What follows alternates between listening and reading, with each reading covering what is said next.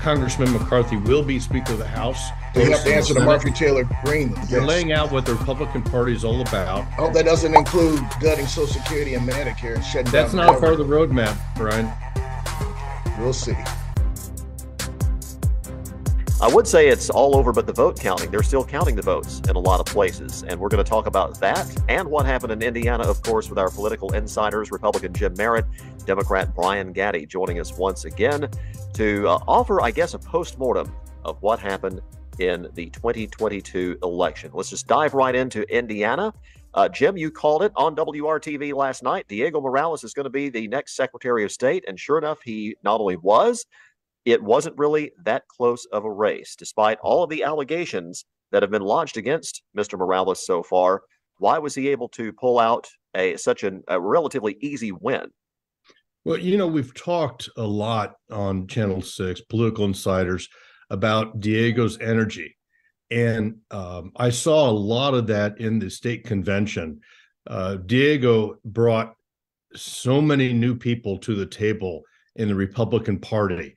He has been working for 2 years on this race, and all the crisscrossing around all 92 counties really paid off yesterday. And he ran a good race. It's difficult. I was on the ballot 8 times in generals and in one countywide race, and you put yourself out there. And Diego fulfilled the promise and brought it home yesterday. Now, Brian, I know you are going to brag about some races that you called long ago. I'll let you do that in a second, but let's talk about Secretary of State's race. Democrats really thought this would be, at the very least, closer than it was. Why wasn't it? Well, our GOTV looks like in Marion County, we didn't get the numbers we needed out of Marion County to help Destiny. And we're still a party in rebuilding mode. I think my good friend Jim and you, Ray, understand that. The Indiana Democratic Party, we're a lot stronger party than we were 10 years ago. We are today, but we still have a lot of work to do. And we've got to do a much better job with get out the vote. We got to do a much better job with not only getting the vote out of Marion County, but also getting the vote out of Lake County and doing a lot better in these collar counties that surround Indianapolis and Marion County. But we're doing a great job in the sense of going in the right direction to make Indiana more of a purple state. I think you and I were talking about that, Ray, before we got on the air. I think the goal should be for us Democrats to make Indiana more like Wisconsin. It's going to take a lot of work, a lot of effort, but Democrats like me are ready to put our shoulder to the wheel and get the job done. Well, let's talk about that very briefly. How do you, or what would you do, Brian, to energize the Democratic turnout in a heavily Democratic county like Marion County? Because even in a presidential election a couple of years ago, turnout was high, but the percentage still wasn't nearly as high in Marion County as it was, say, in the donut counties. I think, we're off to a great start. I think we got Myla Eldridge as our new chairwoman of the Marion County Democratic Party. And I think she's going to do a very good job with us investing more in GOTV. We've got to do a better job at GOTV. We just have to. I think once we get Marion County voting more along the lines of for the Democratic Party, that can help us statewide. That's how we win as Democrats. We have to get a lot of votes out of urban areas, hold our own in suburban areas, and keep the Republican numbers keep them from running wild in the rural areas. That's how my friends on the other side win. They run up big numbers in the rural areas. They do okay in the suburban areas, and then they get wiped out in the urban areas. So it's kind of the reverse. We've got to do really well in the urban areas, be respectable to suburban areas, even make a lot of inroads in the suburban areas, which we're beginning to do, and hold their numbers down in the rural areas. So if we continue to do that, I think we can make Indiana the next Wisconsin. Look at Wisconsin. The Dems up there are doing very well. In Marion County, let's talk about Marion County. The prosecutor's race ended up not being very close. I know, Jim, that Cindy Carrasco and her supporters had hopes of making inroads in what appeared to be a polling lead, making crime the issue, getting some money from outside to spend heavily in this race in the latter weeks.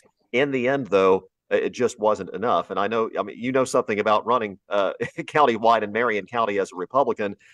Is that just kind of a disadvantage for Republicans now, the way it seems to be for Democrats statewide? It's a blue county. and Cindy ran a great race. The countywide candidates in the Republican Party were working every minute for the last 6 months. It's a blue county, and we've got great candidates. It's just a very difficult assignment to run in Marion County. Cindy worked her heart out, and it just take it from me, it's a very difficult gauntlet to run, and they did everything right. Crime was the issue.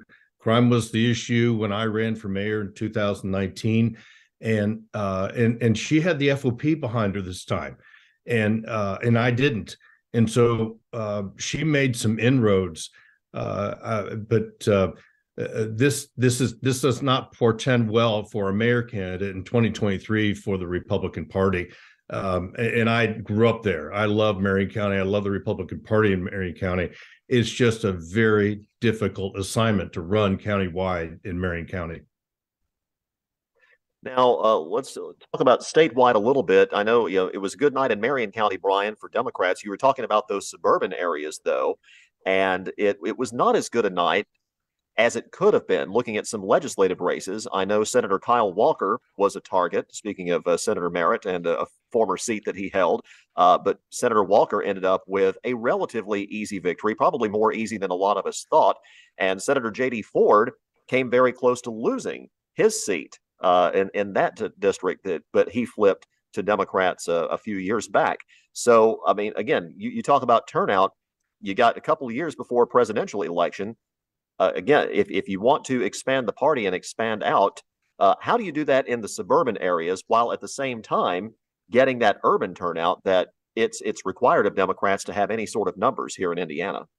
We got to make the investment in GOTV. We just have to do it. We just have to raise the money to enlarge our war chest and to be able to invest and get out the vote efforts. Like we talked about, we've got to increase our numbers in Marion County, and we've got to do a better job with poaching persuadables. We've talked about that before. Indies, independent, moderate voters, moderate Republicans, poach those voters away from the MAGA-led Republican Party and get them to vote for the Democrats, us Democrats. And we can do that, but we just have to invest. We have to raise the money we need to raise and expand and build our war chest and build the ground game, the infrastructure in order to get that vote out. And just put our shoulder to the wheel, and we just got to work hard and get to work on it and just be able to do it. Because there are a lot of positive signs last night for us, Hoosier Democrats, but we just got to build on it. We're a rebuilding party. It's like a football team that's been losing for quite a while. You're not going to expect them to win the Super Bowl overnight. They got to rebuild. Politics is very similar to sports. That's why you always hear me refer to it as the game. It's very similar to a sports team that's been losing. You got to put in the work. And we will put in the work, and we will start making Indiana much more competitive. And like I said, I think the model is Wisconsin. I think we can make Indiana the next Wisconsin. And to your point, Jim, yes, Marion County is a blue county. We need to make it bluer. Yes. Well, if you want to have a shot statewide in a couple of years, once we have a governor's race on the ballot, that would certainly be the case. Very quickly, Absolutely. let's talk about the national scene. Now, Brian, you're going to brag about this. You said it was not going to be the red wave that everybody talked about it being, and we don't know exactly what it's going to be yet because votes are still being counted in a number of places, especially out west. But it certainly did not seem to be the night that Republicans had hoped for nationally. They might take the House. It looks like they will take the House. The Senate is still up in the air, and either way, it's going to be really close, Brian. Well, I'm wearing my blue shirt in honor of our keeping the red wave from never happening. But I will say this, though, with the Senate races, I think Masto out there in Nevada, a lot of those votes are coming out of Reno. They got to count Las Vegas. Those are both Democrat areas. So I think when those votes come in, I think she's going to hold on to that seat. I think we're also, Mark Kelly out of Arizona, he's going to win. I think it looks very good for Mandela Barnes when you get those votes out of Milwaukee. That's why I keep saying, Hoosier Democrats, look at Wisconsin. That's the model. That's the model. Look at it. I think Mandela Barnes can actually take that victory and put Ron Johnson into forced retirement. I think that's a seat I think we can get. That'll be a flip state for us. We'll flip that state. Not to mention my hero, John Fetterman, won a big race last night. Dr. Oz, he can go across the Delaware River back to New Jersey where he belongs, because he was never a true Pennsylvanian. He was a carpetbagger. And I think in December, I think Raphael Warnock, Reverend Raphael Warnock, will hold that seat. Because does anyone really think that Herschel Walker can win that race in a runoff, December 6th runoff? In fact, if when there is a runoff, we should give Donald Trump a Delta Airlines ticket and go down there to Georgia, because every time he goes down there, he just causes all kinds of problems for Republicans. So I think we're going to hold the Senate. I think we may even pick up a seat. And if the Republicans do take the House, their margin will be so small, they won't get anything done. Marjorie Taylor will be the real Speaker of the House. It won't be Kevin McCarthy. And we'll just take it back in 2024 when we reelect Joe Biden as President of the United States. Well, we got a long way to go before that. But Jim, why, if again, continuing to say there's a lot of votes to be counted, we don't know exactly what the margins are going to be. Why don't Republicans feel as comfortable about the results today as they thought they would maybe a couple days ago? Well, Ray, the big headline will be Governor Ron DeSantis and his overwhelming win, along with Senator Rubio. Most people who are, as Brian said last night, are political junkies. We're looking at the Commonwealth of Virginia and those 3 or 4 congressional races to see actually what would happen with that. And when Abigail Spanberger, they announced her victory, you knew it was going to be like the country is now. It's a center-right country, and it was an evening that it's very difficult to make an analysis on last night's totals, because we don't know. We don't know what's going on out west. We have not calculated. We have not counted all the votes. But the big winner last night was Governor Ron DeSantis, and it's when Jennifer Ruth Green lost. I think a lot of people in the Republican Party knew that it was going to be a so-so night, because that was a bellwether in the Midwest. And so I feel good for the victories that we had last night. It wasn't a red wave. However, we did very well in 2020. The Republican Party did. So we didn't have to gain so many to run Congress. And it wasn't a red wave, but Congressman McCarthy will be Speaker of the House, and it'll be very close. You have to answer to Marjorie Taylor Greene, though. She'll be telling him what to do. That's well, regardless of that, we will have a divided government in Washington. Many people like that, and good public policy may come out of compromise. You never know, and so.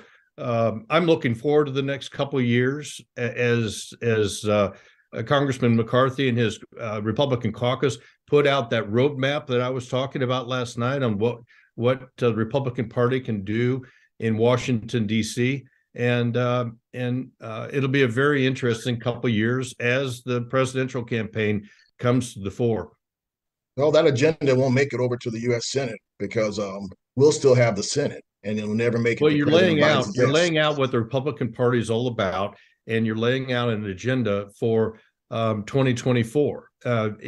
We have to talk about public policy in Washington, D.C. That is a very important situation there, and we need to hold Speaker to be McCarthy to it and his caucus.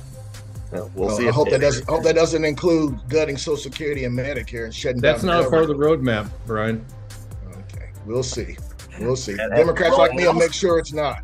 It also depends on whether one Donald J. Trump talks about public policy when he's campaigning instead of Donald Trump was the biggest loser last night. Well, we'll leave it at that with our insiders, Jim Merritt, Brian Gaddie. Always appreciate your time. Y'all have a good one.